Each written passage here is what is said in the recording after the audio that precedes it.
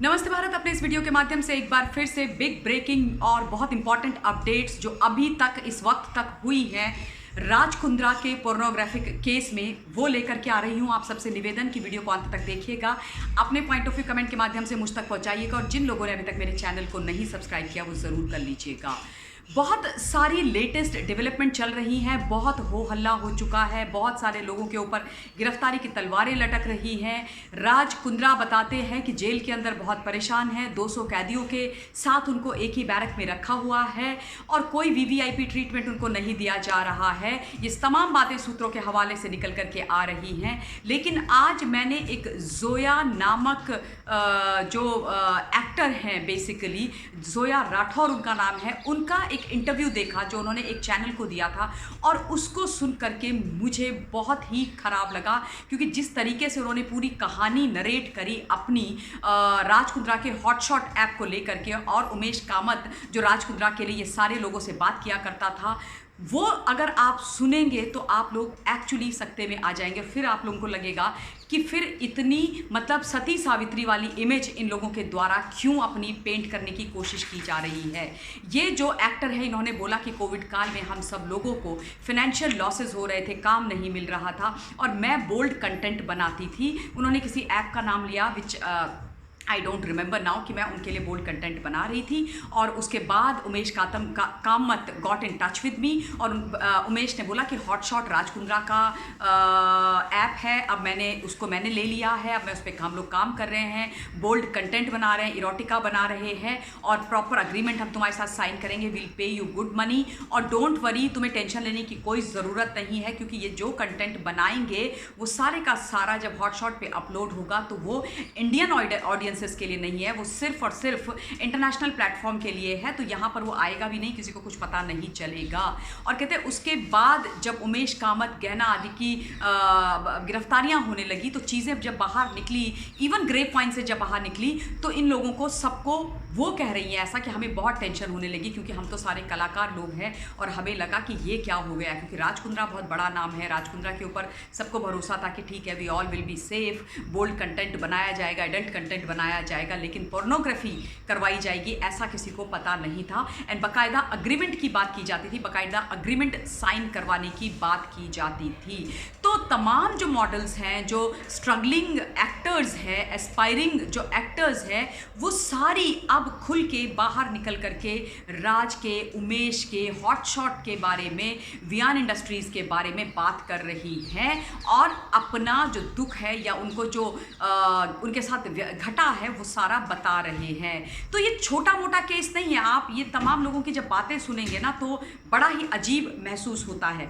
दूसरी बात, आज गहना वशिष्ठ की एक और चीज़ निकल करके सामने आई। पहली कि गहना वशिष्ठ हो सकता है दोबारा से गिरफ्तार हो जाएं। गहना वशिष्ठ फरवरी के महीने में आप सब लोग जानते हैं कि गिरफ्तार हुई थी और उसके बाद गहना को 5 महीने जेल में रखा गया था। और उसके जब से वापस आई है, वो बहुत सोशल मीडिया पर इंटरव्यूज़ दे रही है, अपने वीडियोस भी बना करके डाल रही है and she has been constantly defending Raj Kundra. अभी उन्होंने जो एक लेटेस्ट बात बोली है वो ये बोली कि जब मेरे को फरवरी में अरेस्ट किया गया था तो पुलिस ने, यानी कि मुंबई की पुलिस ने मुझसे घूस मांगी थी, रिश्वत मांगी थी। अब वो सीधे सीधे उंगली उठा रही हैं मुंबई की पुलिस पर। उन्होंने कहा है कि मुझसे 15 लाख रुपए डिमांड किए गए थे कि भाई 15 लाख रुपए दे दो तो तुम्हें अरेस्ट नहीं करेंगे। अब ये सारी चीज़ें निकल करके आ रही हैं। अभी वो फिर से, गहना वशिष्ठ फिर से एक बार अपनी गिरफ्तारी को लेकर के चिंतित हैं। उन्होंने अपनी ज़मानत याचिका दाखिल की है आज फिर से, क्योंकि उनको लग रहा है, आई मीन लाइक अपनी ज़मानत याचिका, आज तो संडे है, दाखिल वो करने वाली है, क्योंकि उनको लग रहा है कि मुझे गिरफ्तार किया जा सकता है दोबारा से। आप सब लोग जानते हैं कि किस प्रकार से शर्लिन चोपड़ा को भी इस केस में जो एंटीसिपेटरी बेल है उससे राहत नहीं मिली है। तो ये एक ऐसा केस हो गया है अब जो उलझता ही जा रहा है और बड़ी सारी चीज़ें निकल करके आ रही हैं। कोलकाता में भी गिरफ्तारियां हुई हैं। जो एक स्टोरी की गई थी रिपब्लिक के द्वारा, मैं भी उस स्टोरी को जब कर रहे थे तो मैंने भी उसमें एज अ पैनलिस्ट पार्टिसिपेट किया था, जो स्टिंग किया गया था। और उसी के बाद कुछ ये जो मॉडल्स हैं, जो बड़े नाम हैं, उनको वहाँ से गिरफ्तार किया गया है। तो ये जो इंडस्ट्री, इन लोगों ने एक मतलब इरोटिका और क्रिएटिव फ्रीडम के नाम पर ये चला रहे हैं, ये बहुत ही गलत चीज़ है। और सोचने वाली बात ये है कि इसके बावजूद भी ये लोग, मतलब इलीगल एक्टिविटी करने के बावजूद ये लोग लगातार ये बोलते हैं कि हम पर उंगली मत उठाओ, हम कुछ गलत नहीं कर रहे हैं, हमारे बारे में कुछ बोला नहीं जाना चाहिए। तो मेरा पॉइंट ऑफ व्यू जो रहता है हमेशा इन सब चीज़ों में वो ये रहता है कि फ़िल्म इंडस्ट्री, इंटरटेनमेंट इंडस्ट्री एक ऐसी इंडस्ट्री है जहाँ पर बहुत सारे बच्चे जो युवा हैं, चाहे लड़का है चाहे लड़की है, भारतवर्ष के विभिन्न कोनों से अपना नाम कमाने के लिए जाते हैं, अपनी पहचान बनाने के लिए जाते हैं। क्योंकि यही हमने देखा है कि जो बड़े पर्दे पर फेमस हो जाता है, या अब तो छोटे पर्दे पर यानी टीवी पर फेमस हो जाता है, वो एकदम सेलिब्रिटीज़ देश के अंदर बन जाते हैं, उनके बहुत फ़ैन फॉलोइंग हो जाती है, लोग उनसे ऑटोग्राफ्स लेते हैं, बड़ा मतलब एक डिफरेंट टाइप का लाइफस्टाइल उनका हो जाता है। तो उसको जो बच्चे हैं वो आइडियलाइज इन लोगों को करने लग जाते हैं, ऑस्ट्रक इन सब लोगों को देख करके हो जाते हैं, और ऐसी ज़िंदगी को अपने लिए भी उनकी चाहने लग जाते हैं। यानी चाहत हो जाती है कि ऐसा जीवन हमें भी जीना चाहिए जिसमें ग्लैमर है, नाम है, पैसा है, अटेंशन है, और लाइक आप बड़ी बड़ी पार्टीज़ में जा रहे हो, लोग आपसे मिलने के लिए बेचैन हैं, आपसे बात करना चाहते हैं, आपकी फ़ोटोग्राफ्स खींचना चाहते हैं। तो जब ये सारी चीज़ें आप देखते हो